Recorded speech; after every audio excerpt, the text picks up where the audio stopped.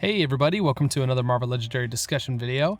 Really excited to start this because we are going to be talking about the Bageltop Games Marvel Legendary Spring Tournament 2023. We're going to be going over week 2 setups and just giving some overview of everybody's setup and which heroes that I think would be really good to choose for each of the setups and so on and so forth.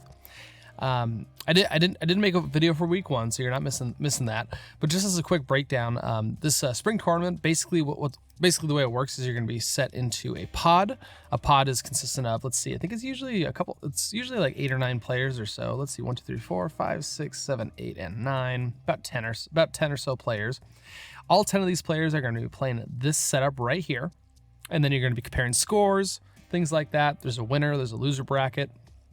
Things like that. It's really fun. You know, it's just a fun tournament to participate in. We've already started right now, so I don't think any late admissions can be done as of right now. But if I'm recalling correctly, there is going to be a second one in the fall. So if you haven't joined this one, just keep an eye on the Discord so you can keep track of when the next one is going to be popping up. Because this is my first one I've done so far, and we've only done one a week, but I already had a ton of fun playing the setup, chatting with the people about which heroes they picked and things like that. So kind of the other big thing about it is, so you receive your setup here, you know, with your mastermind, your scheme, the villains, and the heroes that you get. In most kind of standard setups where you get 5 heroes, you'll be assigned 3 of them. For example, this one is Thing, Spider-Man, and Wolverine. But then you get to choose 2 of your heroes, and you're also going to be limited to certain sets. So for example, here in Pod 1, you get to choose 2 heroes, but you can only choose heroes from the Core and Fantastic Four sets, or expansion packs. So something to keep in mind, and also the heroes that you choose, you can't ever choose them again in future setups. I'm not sure, I can't exactly remember how many weeks that there are going to be in this tournament, but it is something just to keep in mind. You know, you don't want to be using all the heroes you have, the strong heroes, the really powerful ones, nice and early, because you might need those for tougher setups later on. If you want to skip to the pod that you're currently involved in, down in the description there are timestamps for you. So either way, I thought it'd be kind of fun. We're going to be going over week 2 setups. So currently there is, let's see, pods 9 to 16.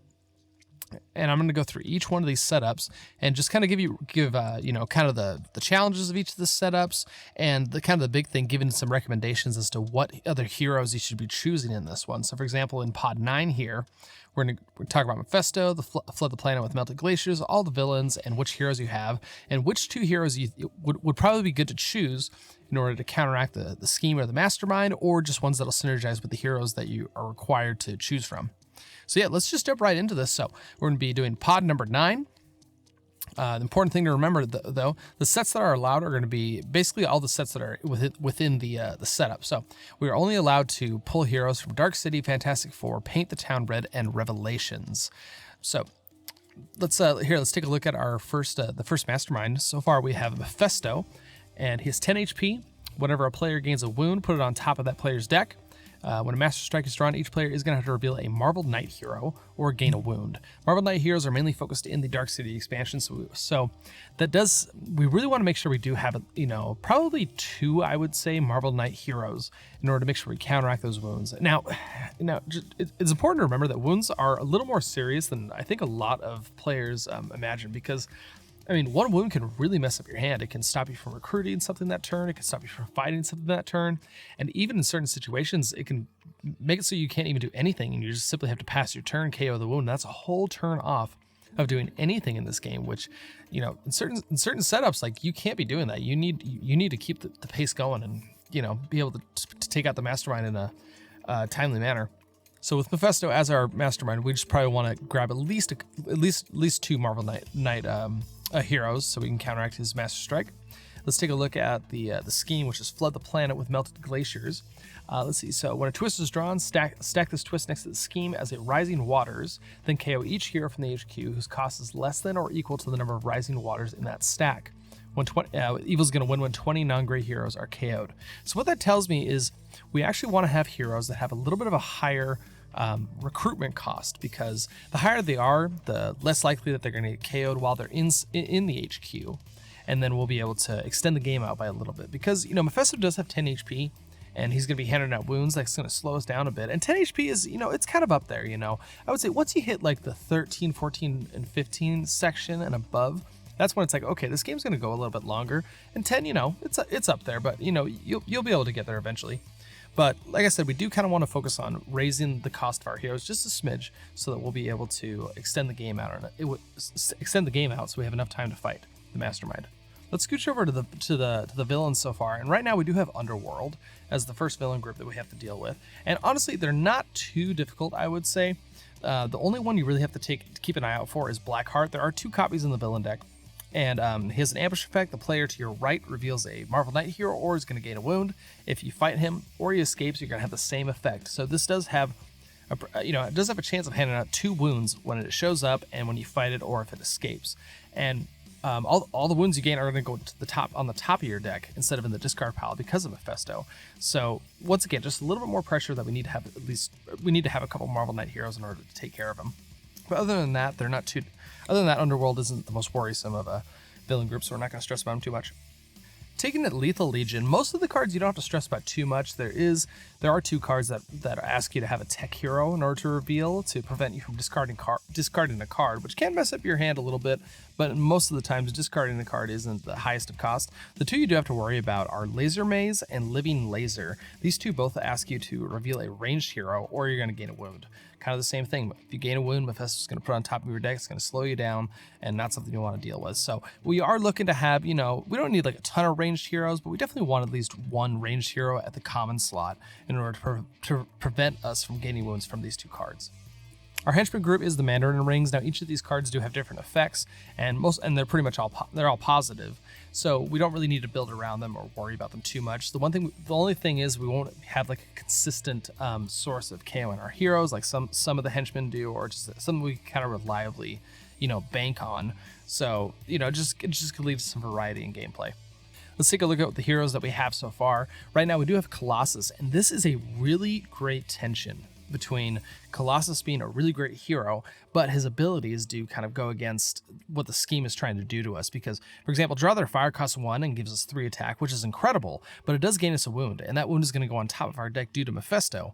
So, and then the thing is, but you also don't want to leave those in the HQ because they'll easily be taken out by the scheme as well. So I think you do want to be recruiting these Draw Their Fires. Just the problem is you really, really need the invulnerabilities. Like if you see an invulnerability in HQ, you want to snap that up as soon as possible to prevent these wounds from hitting you and being able to stop them from going to the top of your deck with Draw Their Fire. So yeah, I would say the general strategy is if you see Draw Their Fires in there, you want to be recruiting them and getting them out of the HQ. Or if you have a setup where you can bury them at the bottom of the deck, maybe with like a Professor X's Class Dismissed card possibly. He's an overall really powerful hero, so I'm glad to see him, but there is this little bit of a tension. It kind of depends on what you get out of the HQ. Depends on how effective he's going to be or if he's going to hinder you. So I think honestly, just that setup right there makes pod number 9 kind of one of the more challenging setups that we have this week. I think it's great about Colossus. He's totally self-contained. We're not really stressed about, we need to have a, this type of hero in order to activate his cards or anything like that. He's a nice enclosed package. I would say it would be really nice if we can get another hero who can KO those wounds that we might be gaining from Draw Their Fire. Moving down to Moon Knight here, he does pretty dang good. For example, Climbing Claws gives us 2 recruit, as Wall Crawl, which is awesome. And if we activate it by Instinct Hero, we do get +1 recruit. He can activate that with his other uncommon card, Lunar Communion, and his uncommon card, Crescent Moon Darts, can actually draw both of them if they're on top of the deck. So just once again, a nice little internal package. Maybe we want at least maybe 1 other Instinct Hero in order to activate it, just to add a little, just to increase the chances of it being activated, so we don't just have to focus solely on gaining Moon Knight cards in one deck. But overall, I think he's great. He's not asking too much of us. We, maybe if we grab another hero that has Instinct and Tech in there as well, just to make Crescent Moon Darts just a little bit more effective. But overall, pretty great. I'm pretty satisfied with them. So far we have 2 heroes that don't actually require too much of us, which is great. That means our picks for our heroes for this setup is going to be really flexible. We can kind of choose 2 heroes that are just really synergistic with each other. We don't have to stress about covering our weaknesses or shoring up any cards that need certain cards in order to activate their superpower abilities. The last hero that we do have access to is going to be Wolverine X-Force. Okay, now I'm just going to put this out there. No Mercy, I think, is going to be extremely, extremely, extremely important in this setup because it does allow us to draw a card and we can KO a card from our hand or discard pile. So if we gain a wound that turn, we can play the No Mercy, draw that wound, and immediately KO it. It is a little rough not being able to draw a card that's actually gonna, get us recruit or get us attack, but it is a nice way for us to keep those wounds in control and so that we don't get completely overrun with them. The one thing the Wolverine does ask of us that he doesn't provide himself is another Instinct hero with Animal Instincts, which draws this card, which is great, replaces itself no matter what. But if it's activated, it does give us that +2 attack, which is what we want. We want to be able to get some stats from all these cards. We don't want them just to draw us cards. Now, it's great. We already do have some support with Moon Knight. He does provide us with an Instinct hero in Lunar Communion. But once again, I think it'd be nice just to have one more, maybe a hero that can provide us with an Instinct hero that doesn't need something in order to activate it.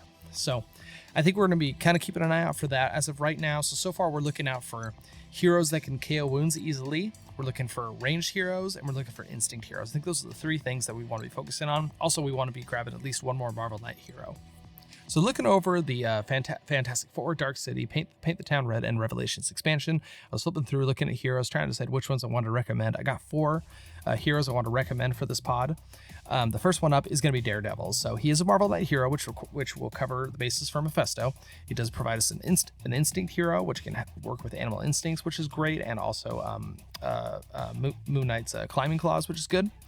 And also, it's kind of a funny little thing. So because the wounds go on top of our deck, we're also going to know when those wounds are on top. So for example, Radar Sense gives us 2 attack, and we choose a number, then reveal the top card of our deck. If that card is that recruit cost, you get +2 attack.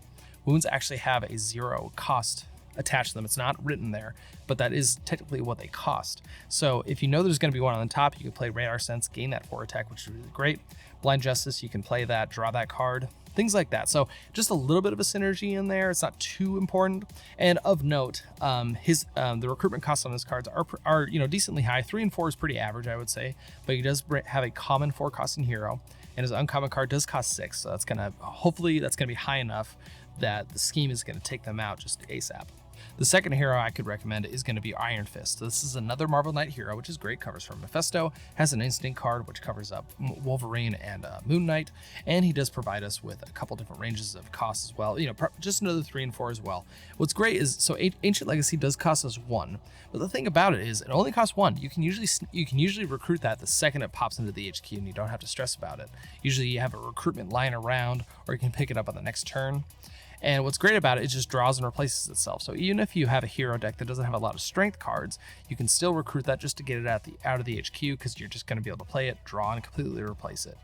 So I think Iron Fist might be a slightly better choice than Daredevil at this point. I think Daredevil is kind of cute with the whole I can reveal the wounds to get the bonuses, and I think Iron Fist is just a little more steady. He gains attack or recruit based on the different costs that you have in your hand. And that usually leads you to gaining, 3 attack or 3 recruit pretty consistently. So I think Iron Fist could be a great hero to add into this pod. The third hero I would suggest is Invisible Woman. So we don't have, so far the 2 Marvel Knight heroes I suggested didn't bring any range cards, which I think we do want to bring those range heroes in order to prevent the wounds from the Lethal Legion cards. And I think Invisible Woman's going to do that pretty well. All of our cards do cost 4, and that's not the highest of cost to prevent the scheme, but at least it is consistent. 4 of a Kind is a pretty easy card to activate, as you just need one of the card that costs 4, and her Disappearing Act is probably one of the strongest KO cards we have in the game. You can simply play it. You can either gain the 2 recruit. Well, you gain the 2 recruit, you can immediately spend that 2 in order to KO a card from your hand or discard pile, and you can focus 2 even more. As many times as you can, just KO cards all you want. So if you do have a couple wounds in your discard pile, you could just take the turn, spend that recruit in order to take out those wounds. And her uncommon card doesn't do too much. It's not really a big deal in this setup, but her 2 common cards just cover enough bases that I think she could be worth it in this pod. The last hero I'm going to suggest is going to be Bishop. So Bishop, he's such a great hero. I believe he's rated in the top 5 on the tier list that's going on the Babel Top Discord. If that's something you want to be join a part of, hop on the tabletop Discord, look for the tier list section where we vote on one hero every single day. And if I remember correctly, Bishop is in like the top 5 best heroes that we've rated so far. He provides us range heroes, which is great. He provides us KOing abilities, which is awesome, and we get benefits from KOing cards as well with Absorb Energies, gaining 2 recruit every time we KO a card, and it gives us gives us 2 attack right up front. The one negative part about it is his 2 common cards cost 2 and 3, so that means that they can get KO'd from the HQ pretty quickly with Flood the Planet with Melted Glaciers. Just something to keep in mind. I would say, I'm leaning towards doing an Iron Fist, and I don't know, Iron Fist and Invisible Woman don't go too well together, but I do like Iron Fist and possibly Bishop. I would say, I mean, you just really got to grab those, whatever the cost, out of the HQ as soon as they pop up. But those are the 4 heroes I would suggest for this pod.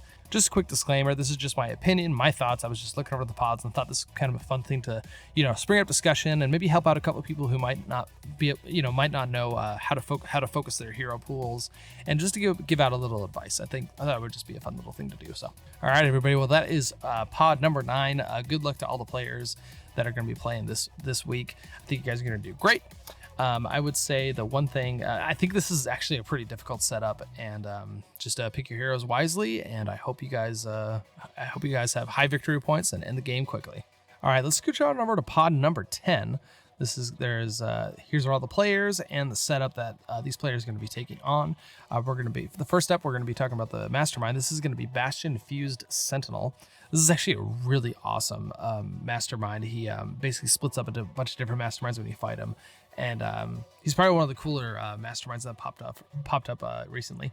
So he does have only 4 attack, which is pretty low, but all Sentinel Masterminds get +1 attack for each Master Strike in the KO pile, even after Bastion is defeated. So that is just a passive ability that will stay on the field throughout the whole game. It's not going to go away, even if you take out this Mastermind and the other ones are still alive.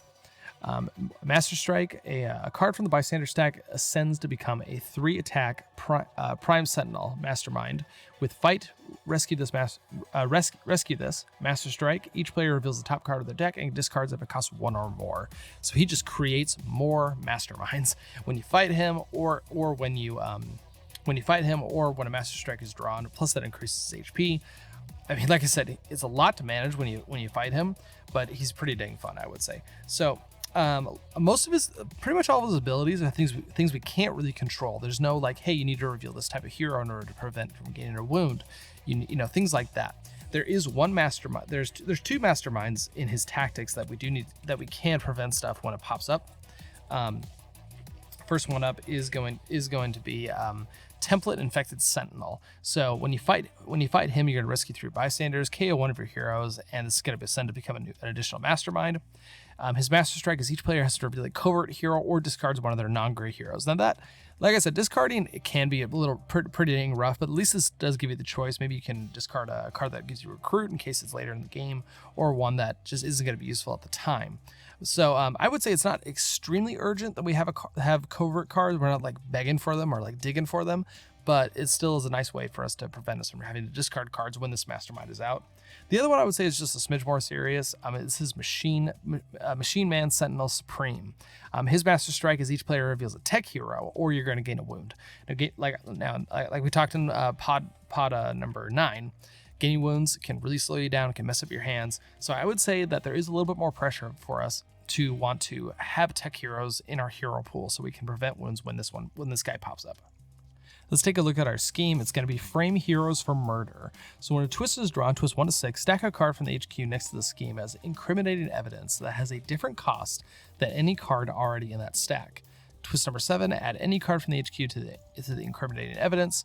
Evil is going to win there when there are 5 pieces of incriminating evidence. So what that tells us is we want our heroes to actually have a common hero cost as much as we possibly can, because if we draw a twist, and let's just say for example, in the incriminating evidence pile is a 3 costing hero, and all the heroes in the HQ cost 3, then we don't have to add one of the cards from the HQ into the incriminating evidence pile because there's already 3 costed there. So I think that is going to kind of skew our choices in terms of what our hero is going to be. We want to kind of find the what is the most common cost among the heroes we have, and hopefully we can pick heroes that have that cost as well, so that we can just reduce the chances of us having to add cards into the incriminating evidence pile and prevent the villains from winning.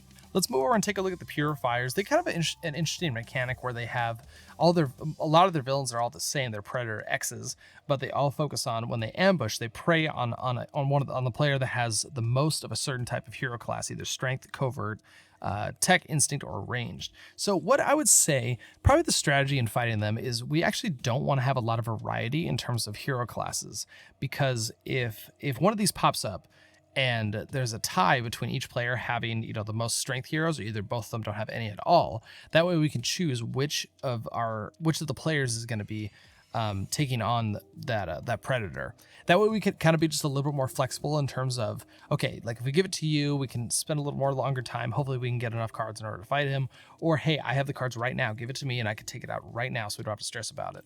Things like that. So I would say we're not looking to have a ton of variety in terms of our hero classes. We in this specific setup, we are going to have 6 heroes, so that's going to be pretty difficult. But we're not going to try not to stress about it too much, I would say. But overall, Purifiers are a villain group we can't do a ton about. We can't really, really skew our hero deck in order to fight against them. So, but anyways, that was just something I wanted to mention before we moved on. The second villain group is Black Order of Thanos. We can't really do too much in order to, all their abilities revolve around Danger Sense and things like that. And we can't really, there's not really a strong way for us to counteract that. So that's just one thing that's kind of out of our control. Let's not stress about them. And same goes with Sentinel Squad 1. They just help us KO heroes. We have to fight them a couple times in order to get that KO. But they're just a benefit for us. Nothing we need to skew our deck in favor of something in order to fight against them. All right, let's go over the heroes that we have access to right now. We do have Drax from the Guardian of the Galaxy expansion, and overall he does pretty well for himself. Knights of the Hunter is an artifact, gives us 1 attack every single turn. Interstellar Tracker is going to be our KO card. Does require us to have an instinct hero, so we want to make sure that we have another common card that is instinct in class, so we can activate that more often. The Destroyer does want us to have a Guardians team icon, but those are pretty prevalent in the setup we already have, so we don't really have to stress about it.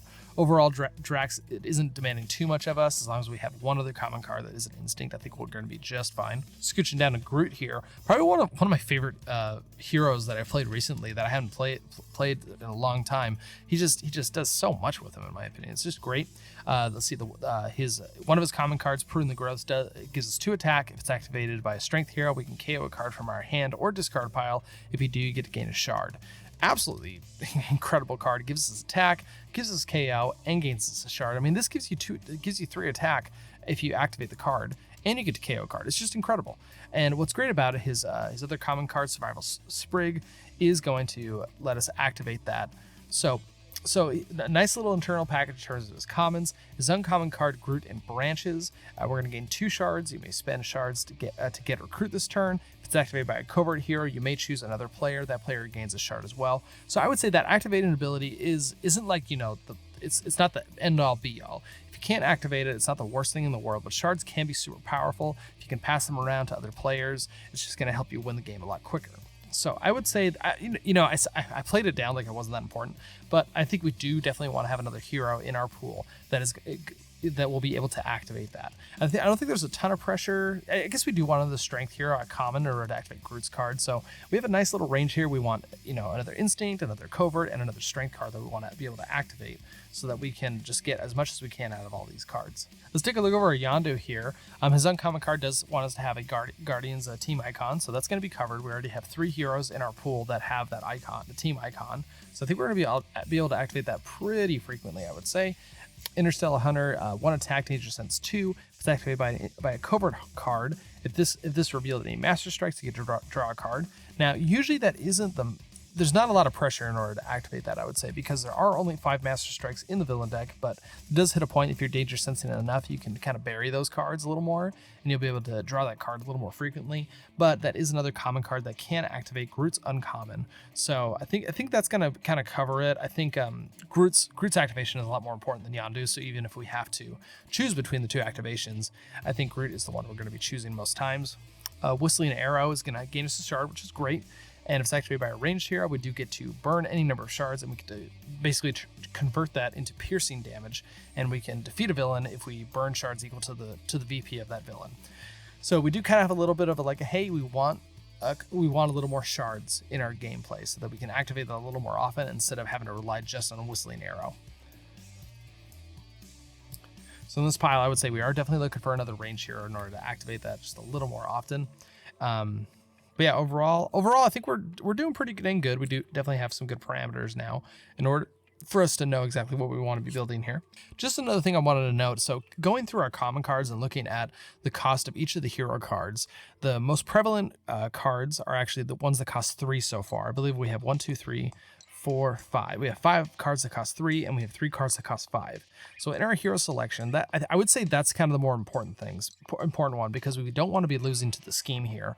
Looks like the sets that are allowed for this one is going to be Guardians of the Galaxy, Into the Cosmos, Messiah Complex, and Black Widow. 4 really strong expansions, I would say. And some of these are, Guardians of the Galaxy is probably one of my favorites of all time. I would say just all the heroes in it are just amazing. They're so fun to play. Into the Cosmos is great. I love shards. It's a really fun mechanic that they added into the game. When Guardians of the Galaxy came out, and they're just adding more support with it with Into the Cosmos. Messiah Complex, it just brought in the clone ability. The clone ability is one of the best things in the world. So either way, I'm excited for this pod. I think they're gonna have a great time selecting heroes. So I got 4 suggestions on which heroes to use for this setup. The first one up here is going to be Shatterstar. He's pretty dang solid, so he does have a 3 cost and a 5 cost at common, which is great, just adding to trying to fight against the scheme as much as possible. We have an Instinct hero that's going to help us activate Drax's card, and has the clone ability. You can't go wrong with clone ability, right? But he does require us to have other Instinct heroes in order to activate them as well. Gladiator Blades 2 attack and lets us draw us a card if it's activated by an Instinct hero. Strive for Greatness 2 recruit, and if it's activated we get another 2 recruit, usable only to recruit heroes that cost 5 or more. His uncommon card does cost 5 as well, and that does give us a ranged hero in order to activate Whistling Arrow, which is great. It is an uncommon, so it's not as consistent, but still I think this is a pretty solid choice in terms of adding Shatterstar to your hero pool. The other hero I could suggest for this is going to be Richter. Once again, another hero that costs 3 and costs 5 at the common slot, which is great, just adds to that number as well. But especially Unearthed Tectonic Power, 2 attack, and we can investigate for a card that has a ranged symbol or a Instinct symbol. And we have a decent amount of Instinct, I would say, in terms of we have Drax, and also if we choose a Shatterstar, I think those two particularly go well together, so you can investigate for his 2 common cards, which is great. Underground Cave-In is another ranged hero to activate Whistling Arrow, and we can kind of choose between those two, because lots of times Whistling Arrow, we're not going to activate it as often because we need a certain amount of shards in order to activate it, basically. But with Underground Cave-In, every single villain does have to hit the sewers before they progress in the city, and with his, we can shatter those to reduce their HP by quite a bit, and his uncommon card lets us KO cards, which is just incredible. So I think this could be a solid hero for you to choose. The third one I could recommend for this setup is going to be Rocket Raccoon, mainly because of this. There are 6 heroes in the pool, and 3 of them are already Guardian. Has the Guardian team symbol. His common card Trigger Happy gives us 2 attack, and if it's activated by a Guardian team symbol, you gain a shard for each other hero of that team that you played this turn, which is absolutely incredible. You get 2 up front. You get the shards that you can stash away, build them up so you can take out Masterminds, maybe in 2 or 3 turns or so. It's just incredible. It's such a great common card, especially in this scenario. Greedy Scavenger is just a great card, giving us 2 recruit, and we can discard a card in order to draw a card. That's just value. You can stick that in any deck, and it is a tech card in order to fight against Bastion. One of Bastion's Masterminds he can pop out that can gate us wounds if we don't reveal a tech hero. So I think that could be a pretty strong one. I would say he's not the most synergistic. He's pretty synergistic with his Trigger Happy here, but in terms of classes that you're trying to create, he doesn't really fulfill that role as much. He does have a common card at 3, which is good. His other Trigger Happy is at 4, which doesn't really align with what we're shooting for. But Trigger Happy might be powerful enough that we want to have him on the team just for that card alone. So the next heroes I'm going to suggest, I would actually suggest that you should have these 2 together. I don't think they'd be good individually, but if you pull them both in, they're pretty synergistic with each other. That's going to be Gamora and Nebula. So both of them have common cards at 3 and 5. So that's going to increase that number, which is great in order to fight against the scheme. They both have this ability of giving villains shards, and then we want to take those away, either to KO cards through Ruthless Cyborg, or we can we can give those shards out out to villains, take them out, and then gain those shards back, which is great. They both provide instinct cards, which is good. Bounty Hunter for Gamora is a covert card that can trigger Groot's uncommon card, which is good. But I think they just work really decently well together. I don't know if I would bring, especially Nebula. I don't think I would bring Nebula by herself. I think I would want Gamora along with her, just to kind of synergistic and work together. Because Gamora will help activate Galactic Rogue, which is kind of the big one, being able to give a shard out and then take it away from them in the same turn. So yeah, I would suggest if you go with either Gamora or go with Nebula, I think I would want both of them to be the selections for this game, and I think they would fit in pretty well with it. Well, that's all we got for pod number 10. Hope you guys have a great time playing the game, and hopefully these suggestions will help you kind of expand your brain, and hopefully maybe give you some good suggestions on which heroes to choose from. All right, let's scooch on to pod number 11. Hope everybody has a great time playing this one. Let's see. One thing to note: so the sets that are allowed are going to be Secret Wars Volume 1, Ant-Man, Venom, and Black Panther. Black Panther is an incredible expansion, I would say. There's just some really dang powerful cards in there, and they're really incredible. I really like them.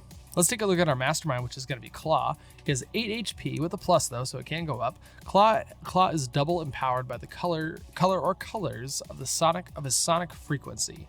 So, Master Strike, put the top card of the hero deck next to Claw as a sonic frequency, putting any previous frequencies on the bottom of the hero deck. Each player must reveal a card of that shares a color with it or is going to gain a wound. So, what this kind of tells me is empowered, his attack is going to be increased by 2 for every single card in the HQ that matches the class that is currently next to him when a Master Strike is drawn. So what that tells me is we actually want a nice wide variety of team classes in the deck, because if we have a deck that's just full of tech cards, that means that he's going to have one of those tech cards next to him. It's going to double empower him for every tech card that's in the HQ, and if there's 4 in there, that's plus 8 HP, which isn't good. So we want to have a nice variety in the HQ. So when it comes to our hero selection, we just want to be looking at their classes and hopefully be able to get a bunch of different ones in there so that we can reduce the amount of cards that he could potentially be empowered by. Looking over at our scheme, we do have Age of Ultron. For the twist, we get to put the top card of the hero deck next to the scheme in an evolution pile. Then this twist enters the city as an Evolved Ultron villain.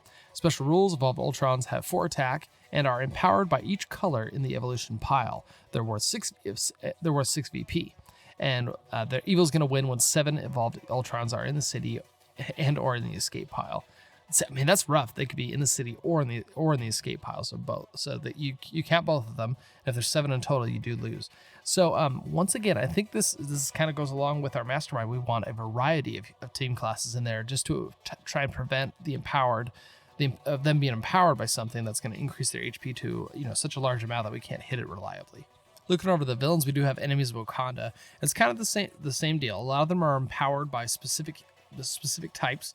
So once again, if we just have a variety of cards, we should be able to reduce that the damage that could do to us or the amount of time it could delay us in order to take those villains out so we can progress in the game. For Life Foundation and MODOK, there really isn't anything in their cards that gives us counter direction or to counteract them. They're just going to come in. They're going to be a pain. And we'll just have to deal with them as they come. So it shouldn't skew our hero choices, I would say. All right, let's take a look at our hero pool here we have so far. And so far we have Jocasta. The only thing that's kind of rough about her is her Creation of Ultron card is going to get empowered by tech cards. And the problem is we kind of need a variety of cards in order to stop Claw from getting too big, or same with the Age of Ultron cards. So unfortunately, I don't think Creation of Ultron is going to be extremely powerful of a card, unfortunately. Luckily, it does give us 2 attack only for 3 recruit, and maybe we'll get a bump in it by 1 or 2 possibly, depending on the situation.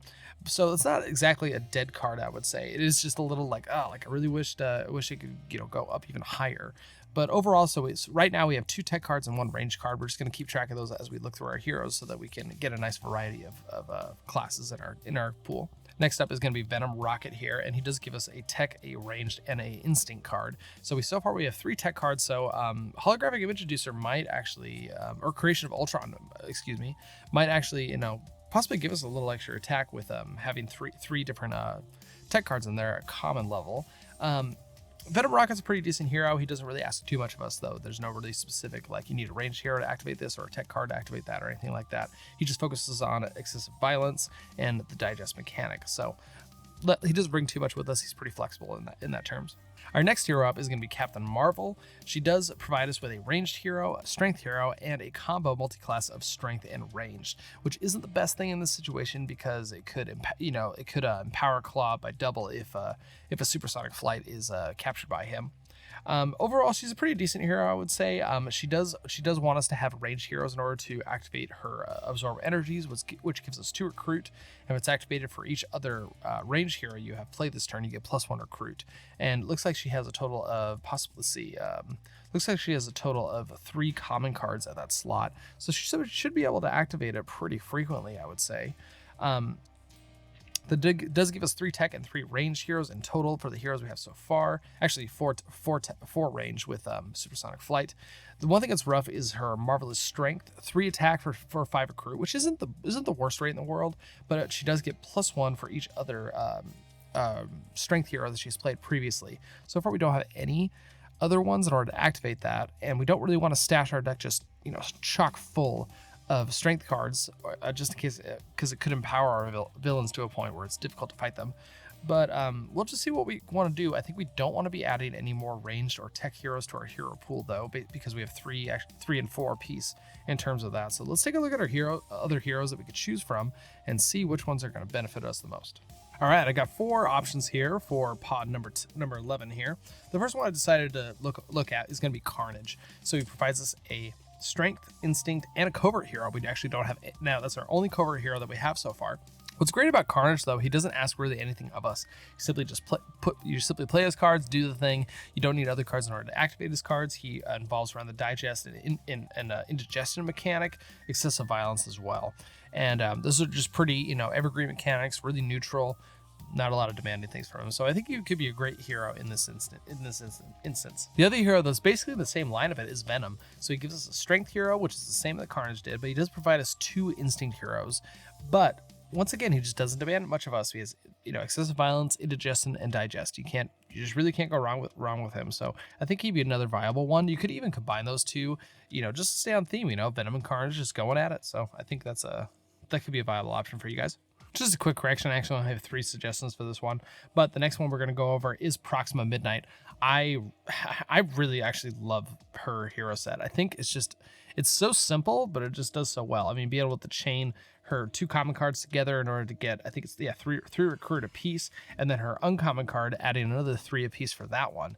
It's just incredible. I mean, you get 6 and 6. That just gives you such flexibility in order to do what you need to do in order to, get the heroes you need recruited and to attack the villains or the mastermind pretty easily. So those are the 3 suggestions I would have for this pod so far: Venom, Carnage, or Proxima Midnight. They just give you a nice little spread of hero classes in your pool, so that mainly the scheme doesn't take you out as fast. So those are the 3 heroes I suggest for this pod. It just kind of spreads out your hero classes, which is good, and just prevents your villains from getting too highly empowered, or the mastermind just having to attack so high up that it feels like you're never going to reach it, and it slows down the scheme as well. So those are the heroes I suggest. Let me know what you guys think down in the comments about that. And yeah, good luck to all the players in pod number 11. Hope you have a great time playing the game. All right, let's scooch it down on to pod number 12. This is actually the pod that I'm going to be a part of. There's my name right there, little Jinjo's right there. So let's take a look at what we got going on with this. The sets that are allowed are going to be Spider-Man Homecoming, Marvel Studios Phase 1, MCU Guardians, and the Infinity Saga. We're actually going to be focusing on all of the Marvel Studios cards in this one, which is pretty awesome, I would say. Just kind of keeps the theme, nice and contained, I would say. Let's take a look at what we got here. We do have Thanos as our mastermind here. So Thanos is going to get +1 for each Infinity Stone in the city and or the escape pile. When a Master Strike is drawn, the leftmost Infinity Stone in the city escapes. Then an Infinity Stone worth 4 VP enters the city or more from your victory pile. If you didn't have one, each player is going to gain a wound. Thanos is going to win if 6 Infinity Stones escape. So what's important just looking over this card, there's really nothing we can do in order to stop him. There's no card that says, hey, you need an instinct hero in order to prevent him from you gaining a wound or anything like that. He's just a mastermind that's like, okay, you can't really do anything. You don't have to skew your hero pool in order to fight him specifically. Let's take a look at our scheme here. We have Provoke the Sovereign War Fleet. When a twist is drawn, this twist enters the city as a 2-attack Sovereign Omnicraft villain worth 1 VP. With Fight, you get +1 recruit. Each player shuffles all twists from their victory pile back into the villain deck, play another card from the villain deck.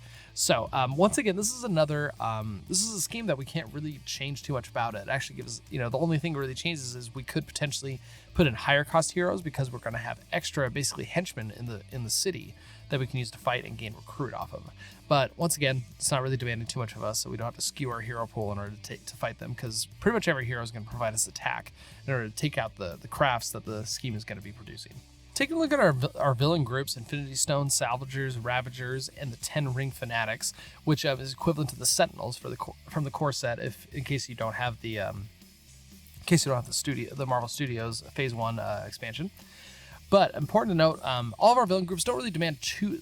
It's kind of interesting because they actually demand some different types of classes for us, but it's so spread even that it doesn't exactly matter. Just coming up on screen of the cards, lots of them are, villains they're villainous weapons that turn into cards that we can gain as artifacts, and lots of them say like, hey, whenever you play a strength card, you get +1 attack.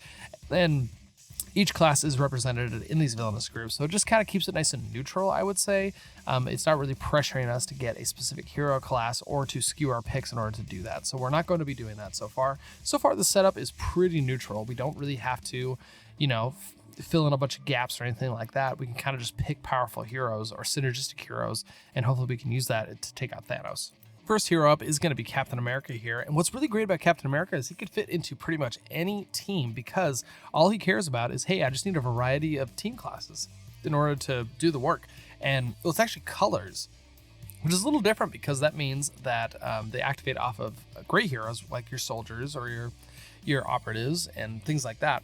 So lots of times, both of his common cards are going to be either giving us probably about 3 to 4 attack. Probably 3, I would say. 3 is pretty much the average. Either 3 attack or 3 recruit every time we play them, which is just awesome.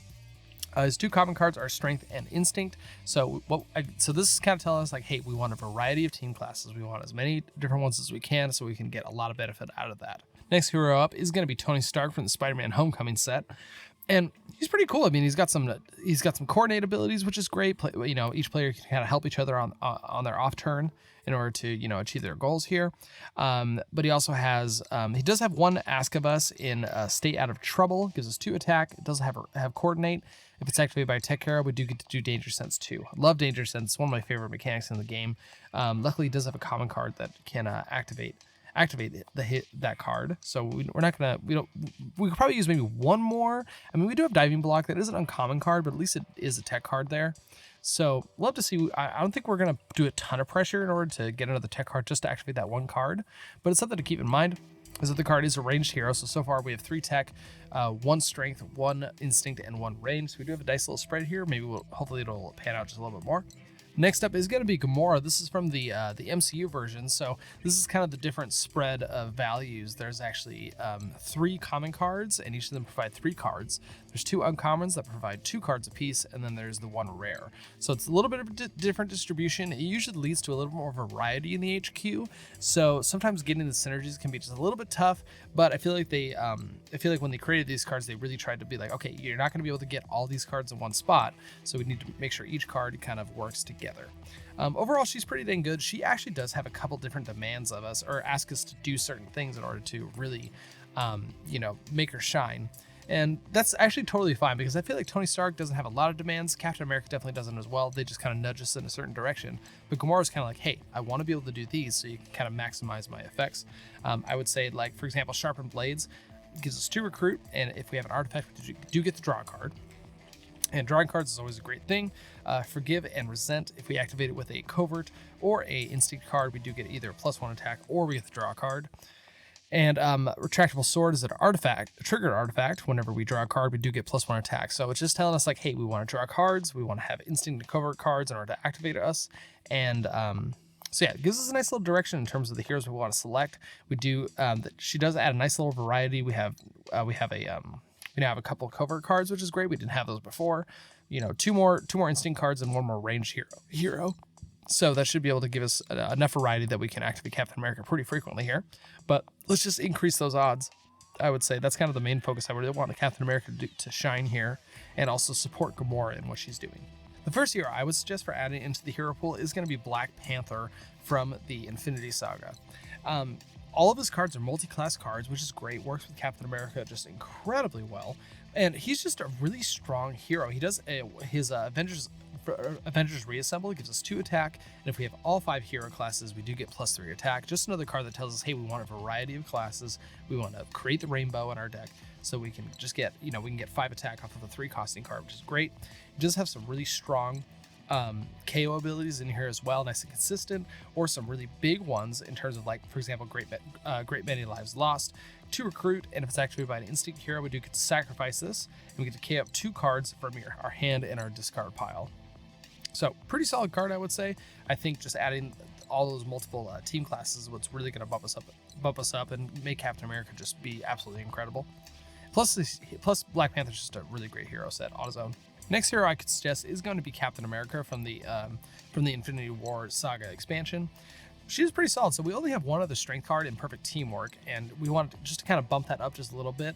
Captain Marvel does do that with 2 of her cards being strength cards, one being a mix of strength and range, which is always great. Multi-class cards are usually pretty dang powerful.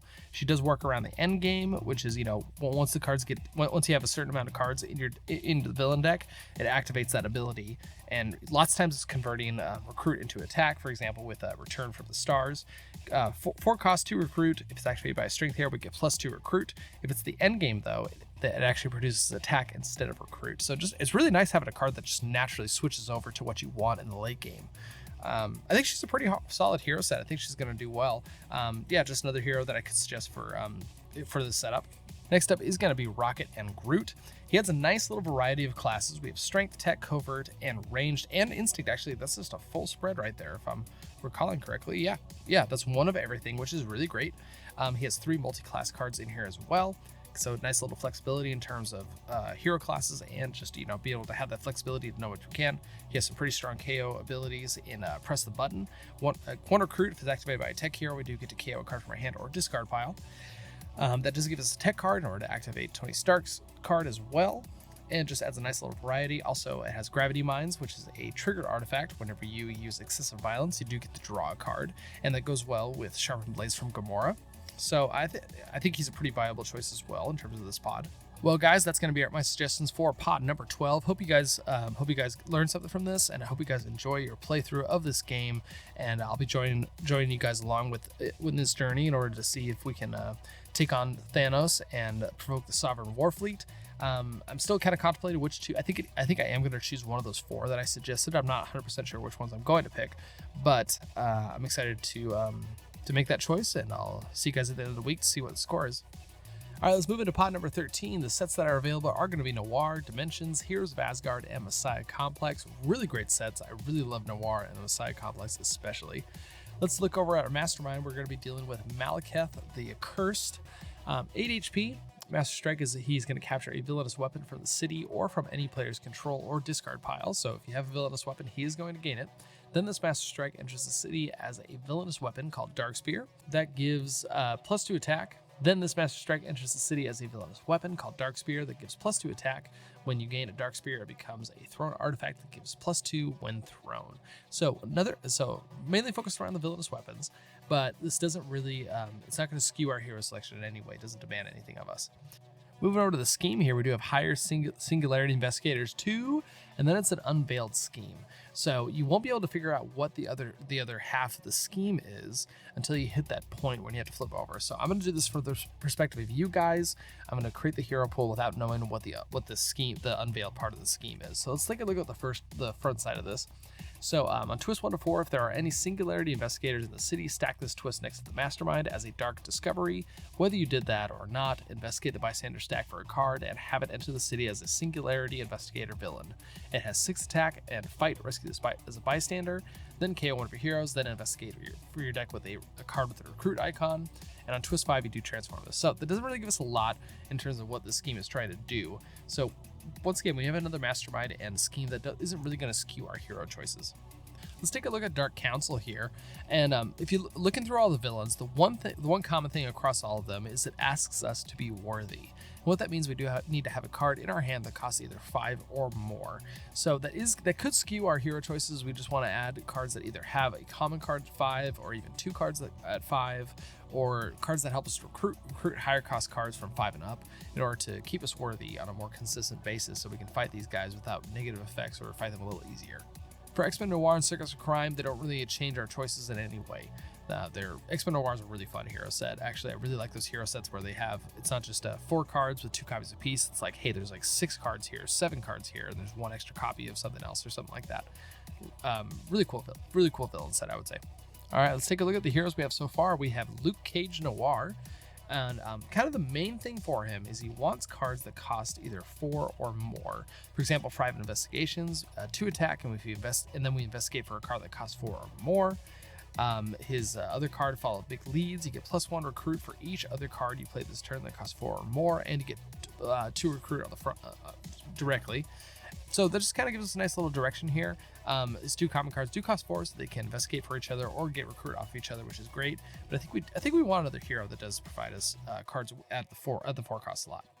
Next hero we have up is going to be Squirrel Girl, and I'll tell you what, I've never played with her. I actually haven't played a game with Switcheroo yet, which seems like a really wonky ability, being able to swap cards from your hand and the cards in the HQ. It's kind of mind-boggling. I think I might get analysis paralysis if I end up in that situation. But not a lot of demand. She can investigate for cards that cost 3 or less. That could, influence us a little bit. So far we have kind of rough. We have 2 decks. We want to have one that costs less and one that costs more. And then let's see. Let's see. Then also Nut Punch, which is pretty dang funny. Gives us 1 attack and switch for 4, but if it's activated by Instinct Hero, we do have a +2 attack. So I think we definitely do want at least one other card that gives us an Instinct Hero, so we can activate that a little more often. Her Find Tiny Friends is another Instinct Hero that could activate that as well, though, so it's not the most pressing, I would say. All right, let's take a look over here at Beta Ray Bill. He actually provides a low costing card and a 5 costing card, which is really great. So Luke Noir can have 1/2, and Squirrel Girl can look for the cheaper one. And his one of his common cards and his uncommon card do ask us to be worthy, so we do want 5 costing heroes as well. That goes along with Luke Cage. Luke Cage kind of works with that too, because he wants cards that cost 4 or more. So I think we definitely want to find another hero with at least a common card that costs 5. So it doesn't match perfectly, but I think one of the heroes you could consider is going to be Multiple Man. All of his cards do cost 4, which match with what Luke Cage is trying to do. He does want another Instinct Hero in order to activate Me, Myself, and I. It gives 2 recruit, tactical formation of 4/4/4, and get to draw a card. If it's activated by a Instinct Hero, we do get to clone, meaning we just gain another copy of it from the HQ or the hero deck, which is really dang strong. And then he does ask us to have some tech cards. Beta Ray Bill does have a common one at common tech card, which is really nice.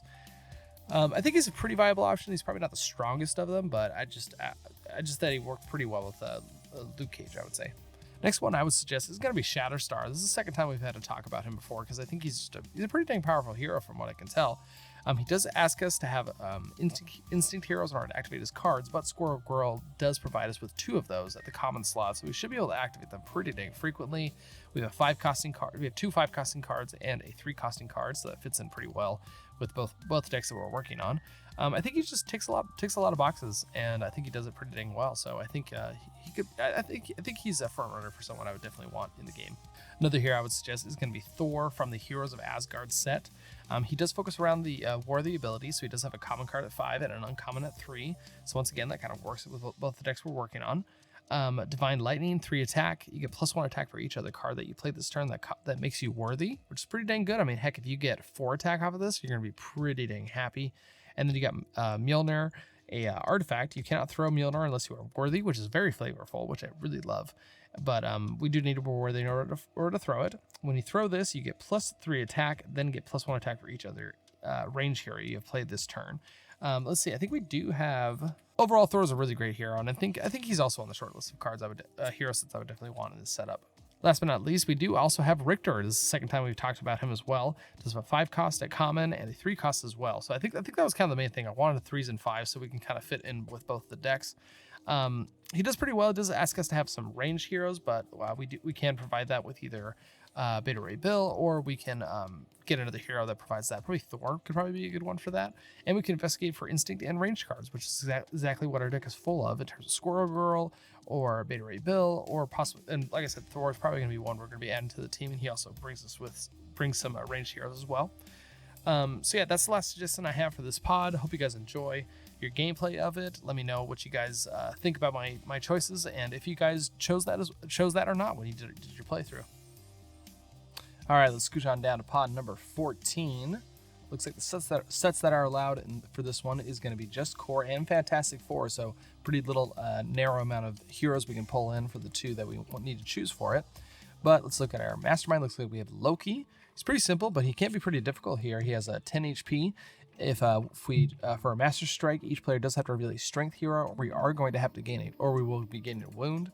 So we definitely want to be adding some Strength heroes into our hero deck. Make sure we have probably, I would say at least 2 common cards that are Strength cards to make sure we can counteract that. Gaining Wounds can definitely slow your deck down. It can really mess up your turns, and I think lots of times, I think I mentioned this. I think a lot of players in Marvel Legendary kind of brush that off. And they're just kind of like, it doesn't mess you up too much. But in all honesty, I think if everyone just kind of raised their view on that and just thought, okay, gaining Wounds is pretty dang bad, and we need to do anything we can to avoid it, then I think it's just going to lead to more victories, higher VP counts in the end, and everything you need. So definitely want to be adding some more Strength heroes into the hero pool. Make sure we got that covered. Let's take a look at our scheme here. It looks like we have Bathe Earth in Cosmic Rays.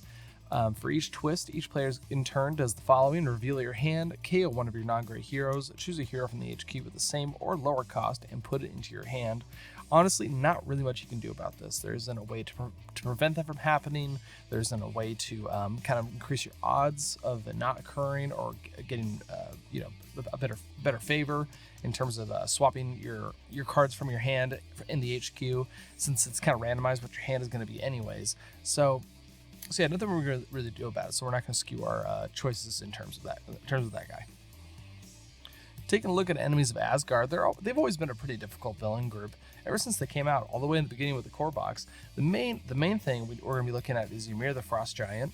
6 HP, has an ambush effect. Each player does have to reveal a ranged hero, or they're going to gain a wound, but he does come in with a healing factor. If we fight him, we get to choose a player. That player KOs any number of wounds from their hand or discard pile, which is pretty dang solid. If you can fight him and KO two plus wounds, you're going to be pretty happy with that exchange, which is great. And then also Frost Giant, 4 HP. If we fight him, we do have to reveal a ranged hero, or we're going to gain a wound, and the same effect will happen if he escapes. So we definitely have, now we have 2 kind of axes we need to go on. We need to be gaining Strength heroes for Loki, and we need to be gaining ranged heroes for Enemies of Asgard. That way we can just reduce the amount of wounds that we're going to be gaining. While the Hand Ninjas aren't really a henchman group we need to really stress about, Heralds of Galactus does have kind of some stuff going on here. A lot of them do have the Cosmic Threat ability, meaning we can reduce their HP by 3 for every single hero we reveal of a specific class. For Stardust, that's Covert. For Morg, that's Instinct. For Terex, that's Strength. And I think the one that really matters is Firelord here. And it's pretty simple, just like the Enemies of Asgard. When we fight him, if we have to reveal a ranged hero, we're going to gain a wound. So yeah, I think we definitely do want to have just a little, we definitely want ranged heroes in order to stop these wounds from occurring. I don't think we have to stress terribly much about the other 3, because none of them have any escape effects. They're fight. Let's see, Stardust has a fight effect that it's a benefit for us, and then Morg's kind of on the meh. You don't really have to stress too much about him, and Terex does capture some bystanders, so we do have to stress about him just a little bit. But I think ranged and strength are the 2. I think we're still on the same path. Ranged and strength heroes is what we want. Let's scooch over to the heroes that we have available to us right now. First up is Wolverine from the core box, and he's a nice little contained package here. All 3 cards are instinct cards. One of his commons and his uncommon do want another instinct hero in order to draw either 1 card or 2 cards. And that's all you really want. You want a deck that's just full of Wolverine cards, instinct heroes, so that you can just drawing your deck over and over again. I mean, there hits a point where you could just draw your entire deck, once you get some KO abilities in there as well, to reduce your deck down to a small amount, and then you just draw the same hand over and over again, and usually it's enough to hit the mastermind and just rinse and repeat. So honestly, I feel like there's not a ton of pressure for us to get another instinct hero, I would say, just because like I said, he has a nice internal package. He has 2 common instinct heroes, and they can usually work off of each other and be just fine. Having one instinct hero outside of his hero deck wouldn't be the worst thing in the world, but I don't think we're going to be going out of our way to get it. Next hero up is going to be the Invisible Woman. Absolutely solid hero. Disappearing Act is probably one of the stronger KO abilities in the game. Being able to focus 2 and KO a card from hand or discard pile. That could be wounds, that could be anything that we face. And it's just a really solid card. 4 of a Kind is a ranged hero, which is great to help us with our villain set of enemies of Asgard and Heralds of Galactus. The uncommon card probably isn't going to come up too much in terms of rescuing bystanders, but still, it's a pretty decent solid card, I would say. So I'm happy to have her on the team. I think she ticks off a couple of boxes that we need, especially because, like I said, Disappearing Act can KO the wounds in case we don't get enough strength heroes in our hero pool in order to counteract them. Last hero we have available to us right now is going to be Deadpool. He's kind of wonky, I would say. Here, hold this for a second. Is lots of times it's definitely a negative, I would say. It gives you 2 recruit, but you do have to give a bystander to a villain. Lots of times you want to find a way to gain benefits from handing out these bystanders and getting them back, hopefully. Oddball works. You get +1 attack for every single odd number card you play. All Deadpool's card are odd numbers, which is great. Nice little internal package there. Overall, he's a pretty average hero. He isn't very impressive. Usually he supports other ones, and I think the main one is the bystander thing. We want, I would say we are leaning towards wanting to have a hero that benefits from us gaining a bunch of bystanders or rescuing bystanders in general. All right, let's move into some suggestions of heroes that we would want to be playing. First up is going to be Black Widow. She teams up just absolutely perfectly with Deadpool. It's just like a match made in heaven, honestly, because he hands out the bystanders. Black Widow uses her cards to get those bystanders back, and that increases up covert operations, which when you play, you get +1 for every single bystander in your victory pile. This card could easily hand out 10, 15, 20 damage even, depending on how many bystanders you're rescuing. We have a little bit of bystander support in Heralds of Galactus with Terex, but most of the time it's going to be Deadpool handing them out and Black Widow rescuing them and taking them back. So absolutely solid choice, I would say here. The only rough part is it doesn't have any ranged or any strength cards to prevent those wounds from coming. So she might not be the strongest pick in this section, but if you just want to go for it and be like, you know what, wounds be damned, I just want big numbers, I would go with Black Widow. Next hero up that I think could possibly be pretty strong is going to be Human Torch. So he's working on a couple different axes here. His common card, Call for Backup, lets you KO a wound from your hand or discard pile, and you get an extra recruit for doing that. That could work pretty well with with Loki handing out wounds or Firestar for Heralds of Galactus. Also, he does have Hothead, which is 4 attack, and you also gain a wound. You could, just a nice little combo there. Play Hothead, then Call for Backup to get rid of that wound. Gets you that right there. That's 3 recruit and 4 attack right off the bat. He also has a forecasting card to help with Invisible Woman, and Call for Backup does help trigger Wolverine cards as well. But once again, no strength card to speak of so far.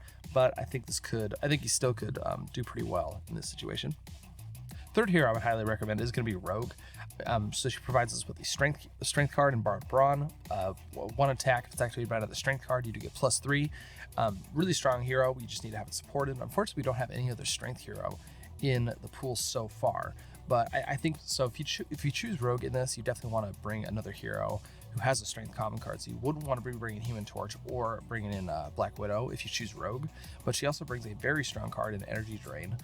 2 recruit, if activated by a covert hero, she does get +1 recruit, and you get the KO card from your hand or discard pile.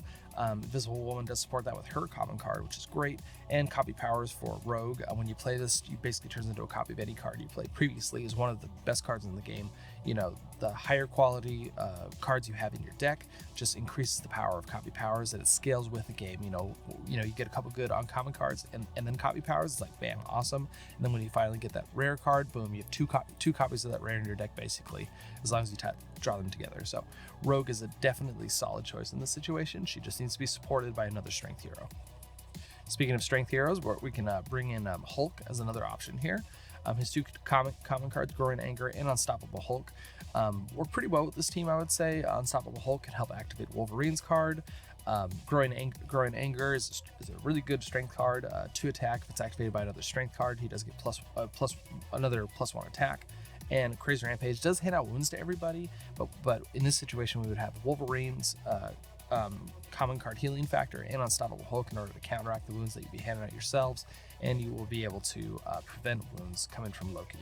So I think it would be pretty solid to have Rogue and Hulk as your 2 choices.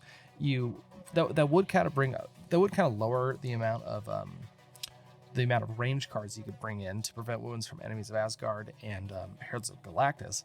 But I feel like one way you can counteract that is you can just kind of ignore those and basically gain those wounds, but use Unstoppable Hulk and Healing Factor just to KO them once they're in your discard pile. Instead of building up immunities to it, you can find ways to KO those cards as well. So yeah, I would say Rogue and Hulk would be a pretty good combo if you want to go with that, but I think they definitely need to be together because you want to support that Borrowed Brawn card from Rogue. Well, those are my suggestions for pod number 14. Good luck to everybody in this pod. Battle doesn't seem terribly difficult, but I mean, that is a lot of wounds. Just as long as you manage those wounds, I think you're going to be just fine.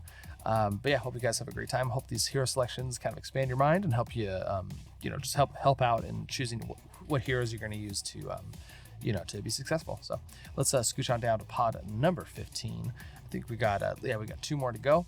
So this one is, let's see, what do we got going on here? So sets available to us are going to be Dimensions, Heroes of Asgard, the New Mutants, and Annihilation. Pretty sweet sets there, I would say. New Mutants is actually one of my favorite ones. I would say the cards in there aren't like crazy powerful, but they're pretty just fun to play with. Let's see what we got going on here with Emma Frost as our mastermind. Looks like she has 8 HP. During your turn, Emma Frost gets +1 for each gray hero you have. So that is your starting cards in your deck. Let's see, and then a Master Strike is drawn. Stack this strike next to Emma Frost. Then each player has a Waking Nightmare for each strike stacked here.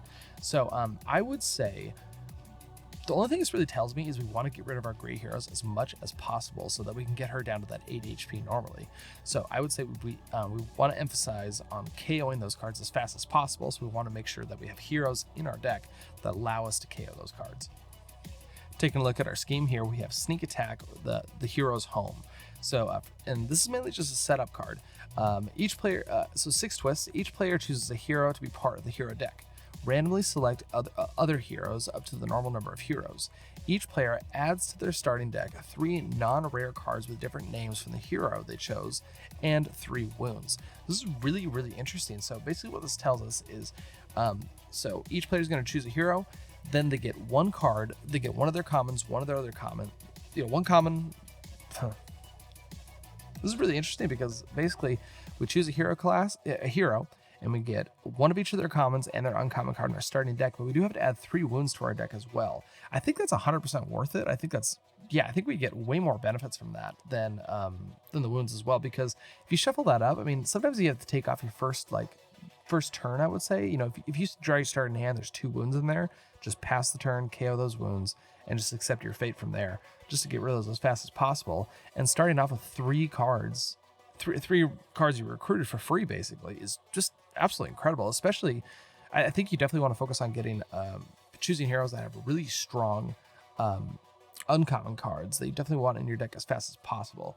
So this is going to be really interesting in terms of which heroes you choose. I'm really interested to see what everybody picks.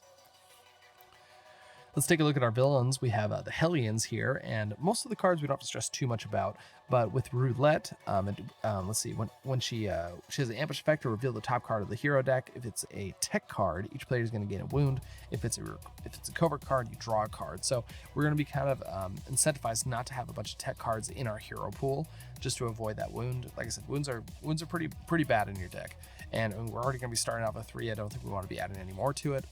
The other one is going to be Empath. Has an ambush effect if each player has to reveal a covert hero, or they're going to have a Waking Nightmare, and if he escapes, has the same effect. So that's 2 cards that are kind of pressuring us to have covert cards in our hero pool. So we'll just have to keep an eye out and see what we have available to us right now, and if we need to add more to our the hero deck. In terms of Oma's Ragnarok, we don't have like a ton of pressure, I would say, to skew our hero picks, depending on what their cards are. With the henchmen, we do have Spider Slayers, and when we fight them, we do get to reveal the top 2 cards of our deck. Put any that cost 2 or less into your hand, to put the rest back in any order. I would say this card would be pretty good if we had a bunch of Spider-Man cards already, but looking at the hero pool we have available to us at the beginning, we don't have any of those. But I would say, I would say you don't really need to overstress about this. Just kind of treat them as 3 HP henchmen that you just need to take out, and occasionally you're going to draw some great cards off of it. But like I said, our main goal is to get rid of those great cards. So lots of times you just fight these, nothing happens. But they could be helpful in the early game, I would say. Let's move into our hero selection. So far we have Sunspot. Sunspot's pretty cool. He works on the Sunlight Moonlight ability, and he has ways to kind of manipulate those the cards in the HQ in order to change if it's Sunlight or Moonlight. The only really card that's kind of pushing us to in terms of our hero selection is going to be Thermokinetic Fury. For attack, to play this, you must put a card from your hand on the bottom of your deck. If it's Sunlight, you get +1 attack for each other X-Men card you play this turn. Cards like that are pretty dang powerful. Even if you just play one other X-Men card, you're going to get 5 attack off of this, which is great.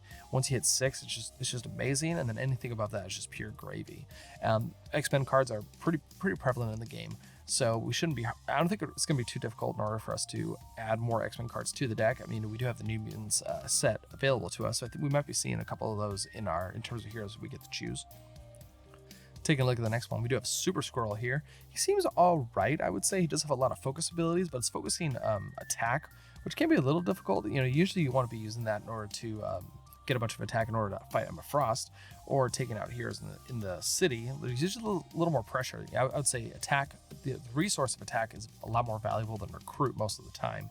So I think it's kind of going to be an interesting tension there. I've never played with him, but kind of interested to see what people think about him. The one thing it does ask of us is going to be Rock Solid.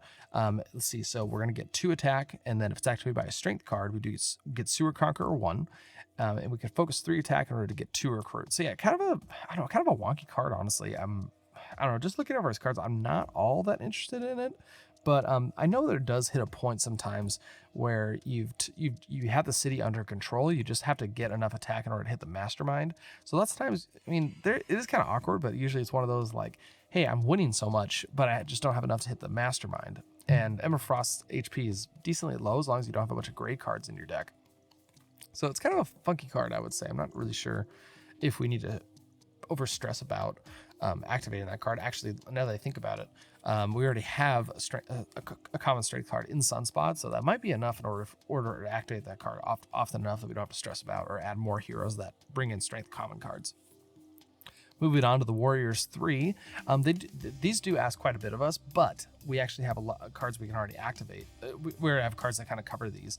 It does ask us for an Instinct card, a Strength card, and a Covert card in order to activate all their abilities, and you kind of use themselves in order to activate each other.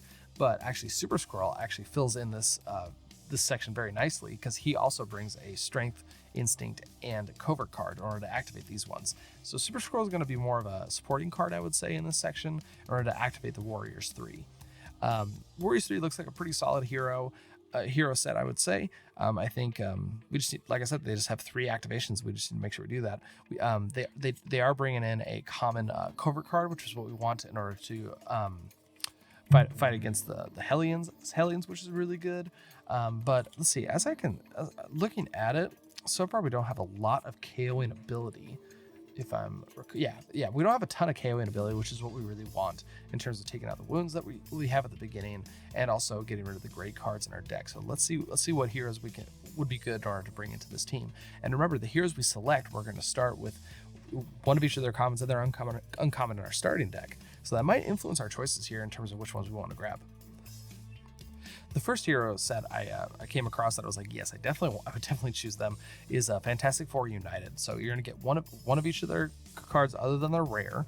And what's really great about it is you get Human Torch. You can it gives you 2 recruit. You can focus 2, and you can K up to 2 wounds from your hand or discard pile, which is really awesome. If you know you're going to draw this card or it's in your starting deck, then you can draw your cards, and if you have a wound or 2, and you can do something with it, you could easily still spend those cards spend your attack, spend your recruit in the starting hands, get the wounds in the discard pile, and as soon as you draw this card, you can play it and KO them from your discard pile. So it's almost like you don't have to take the turns off getting rid of the wounds. But Fantastic Four does bring us another strength card, which the Warrior 3 does want another strength card in order to activate one of their cards. But they also bring in Invisible Woman, which is really great for brings in a covert card to fight against the Hellions here. There's a lot of focus abilities, which is pretty fun to work with. You can rescue bystanders, and Invisible Woman does allow you to KO cards from your hand or discard pile as well if you focus 4. But you also do get to rescue a bystander with that as well. It's kind of like the Disappearing Act card, but just a little bit more expensive. But it is just a reliable way for you to KO cards, which is really what you want here. So I think this would be a very strong choice in this section. In this, I would say they just work really, really nice together, and I think it'll give you a nice boost in the game. Another hero that I was looking at is going to be Wolfsbane. So she does bring another X-Men hero into the team for Sunspot's uncommon card, which is awesome. But and then she has a way to manipulate the HQ, which is really great. Looking at the top card of your deck and discarding or KOing it with Howl at the Moon, which is really dang strong. I mean, 5 recruit, you get 3 attack, and you get to KO one of your cards, which is just incredible. And if you start this in your deck, I mean, it's just amazing. Yeah, and I just like her other cards. And once again, she also brings kind of those 3 that we need. We need Instinct, Strength, and Covert cards to activate the Warriors 3. And she provides all of that for us. So it'll be kind of good to actually, if you choose this, then you can kind of be a little more flexible in terms of you have Super Scrolls that activate the Warriors 3. You have Wolfsbane that can activate them as well. So you can be pretty flexible in terms of who gets what. There's not going to be a lot of, strong lines in the sand in terms of who can recruit what. Just makes it nice and flexible. So I think Wolfsbane could be a pretty powerful pick here. Another hero that I think would be a great pick is going to be Karma, and this is kind of interesting. I was thinking like, okay, so you start off with one of each of their cards. It's not their rare card. If you want to get max value out of it, technically Karma does give you, 6, 10, 13 recruit points for free, basically, by starting these cards in your hand. And also her uncommon card does give you 4, this is a Karmic Balance. 4 recruit, reveal the top card of the hero deck can be recruited this turn. If you do, you may KO one of your cards or a card from your discard pile. What a great way in order to have a KO ability. And starting off with a card that gives you 4 recruit at the very start of the game. I mean, that's just incredible. I mean, you could pick up rares very quickly with this, which is just great. And then also temporary possession, 2 attack, guess a color, then reveal the top card of the hero deck and put it back on the top or bottom of that deck. If you guessed right, you get +2 attack. Actually, I was reading that thinking you reveal the top card of your deck. So it's not as powerful as I expected it to be, because I was thinking like, oh, you play this, you have a bunch of great heroes, you just guess that. But still, I mean, getting top deck knowledge of what's on top of the hero deck is great, especially because you already have karmic balance in order to cover that part of the weakness. So either way, I think she could be a very strong pick, and just value, in terms of value, she's the best one in terms of the heroes you can select from these 4 sets. Anyways, guys, those are my suggestions for pod number 15. Hope that just kind of expands your brain, and maybe I'm really this is probably the pod I'm most interested to see what everyone chooses in terms of their heroes, just because the scheme is it's really interesting starting your deck with already having heroes in it.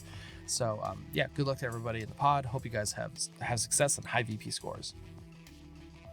Okay, we're going to be wrapped up here in just a moment. We're going to be doing the last pod number 16. This one is going to include the core set, Dark City, and Guardians of the Galaxy. So fewer sets, but it does include Guardians of the Galaxy. One of my all-time, it's slowly becoming my favorite expansion. There's so many great cards in there and so many awesome heroes. So really excited to see where this one goes. Looks like the mastermind we're going to be dealing with in this pod is going to be Mr. Sinister. He's going to get +1 attack for each bystander he has. And if a Master Strike is drawn, Mr. Sinister captures a bystander, increasing his HP by 1.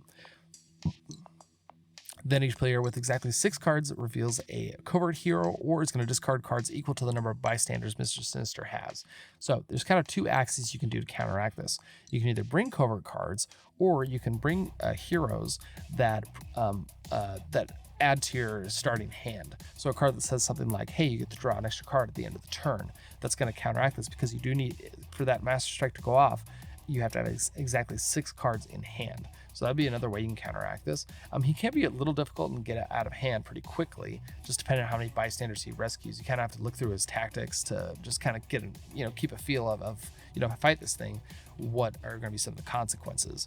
So So yeah, just kind of be careful in terms of that, because you could fight him, because most of his tactics say something like, hey, you fight him, hey, he's going to get a bunch of bystanders based on certain things. And it could be, you fight him and all of a sudden, hey, he gets 5 bystanders, and all of a sudden his HP just skyrockets out of reach for a little while there. Let's take a look at the scheme here. It's Secret Invasion of the Skrull Shapeshifters. So special rules here in the villain deck count as Skrull villains with attack equal to the hero's cost +2. If you defeat that hero, you get to gain it though, which is pretty great. For the setup, there is going to be 12 random heroes from the hero deck in the villain deck. So if you draw those, they're going to enter the city as a villain. If you fight them, you get to gain them, which is really great. So there's a small emphasis on you want some higher attack values in your deck so that you can actually recruit through your attack, which can be pretty strong. There's not really a ton of, this probably isn't going to skew our choices though, I would say. The Skrulls, the Marauders, and Doombot Legion are all pretty medium of the road villain groups, and the Henchmen are actually great though, because you get to KO cards from them, but none of those cards are actually going to influence or skew our hero choices in terms of counteracting, gaining wounds, or things like that. They don't really demand that from us. Basically, they're pretty run-of-the-mill. Just take them out before they escape, especially the Marauders, because they capture bystanders. But other than that, let's scooch into the hero deck and see what we're dealing with.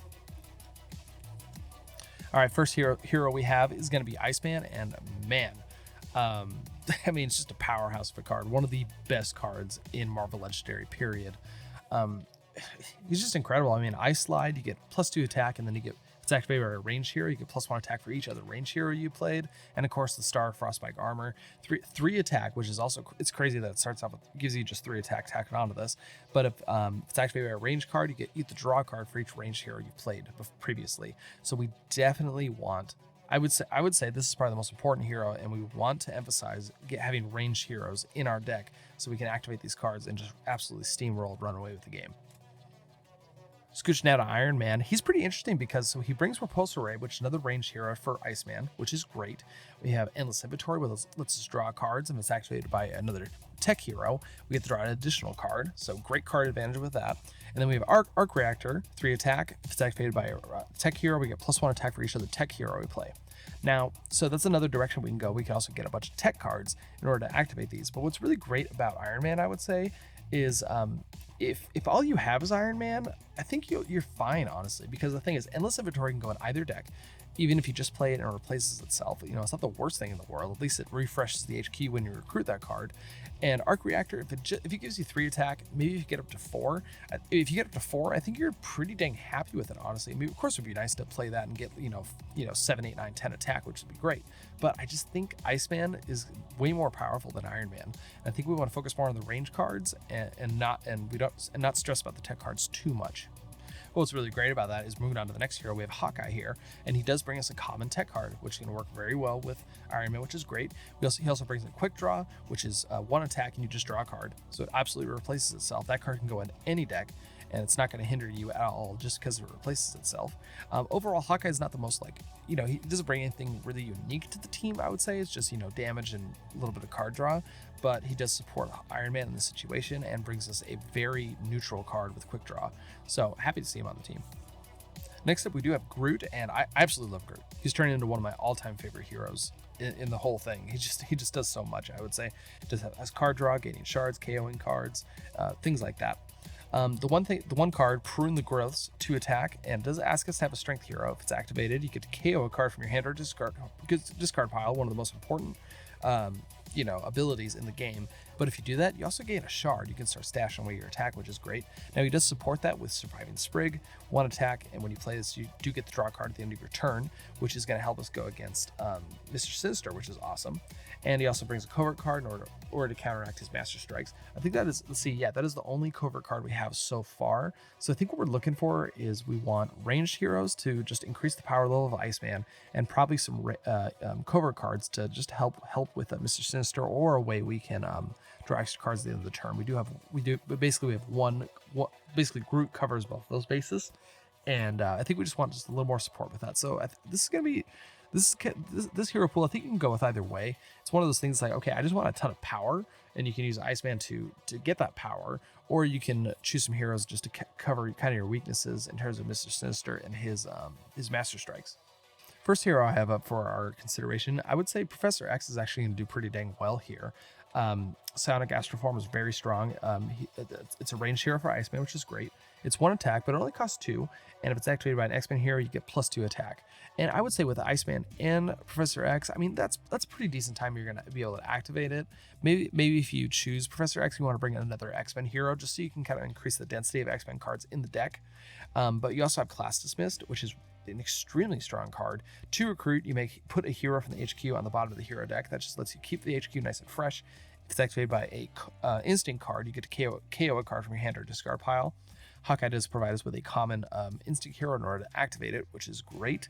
Maybe you might want one more other instinct hero at common in order to activate it more often. But honestly, I love Professor X. I think he's a very strong pick here. His uncommon card is also a range card as well for Iceman. So yeah, he's definitely up there as kind of the high picks for this setup, I would say. Next hero we have up on the docket is another X-Men card. It is Jean Grey. She brings us a common range card for Iceman, and also brings 2 covert cards in her other common card and her uncommon card in order to fight against Mr. Sinister. She's all about rescuing bystanders, which Psychic Search does. 2 attack. If it's activated by an X-Men hero, you get to rescue a bystander. The other 2 cards will either give you recruit when you rescue one, or get to draw a card when you rescue one. She's a great little internal package, I would say. But I think she just covers some bases, Mr. Sinister's Master Strike, and gives you a ranged hero to increase Iceman's power. So I would say that's a pretty dang good selection there. The third hero that I would suggest for this setup is going to be Bishop. Bishop is just great. I think we suggested him in another pod, if I'm recalling correctly.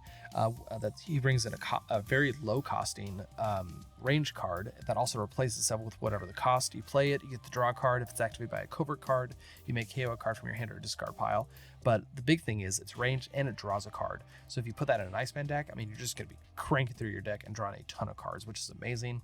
Absorb Energies is great, 2 attack, and whenever you KO a card, you get +2 recruit. Benefit, here's a benefit for doing something you definitely want, and a very powerful ability. So I think he would be a great one. Also he's also an X-Men hero, which is great. That can fit with either Jean Grey or Professor X if you go that route. Last hero suggestion I have is going to be Rogue. We've suggested her just previously, and so we've already talked about all of her cards basically. Well, I guess it depends if you skip over here.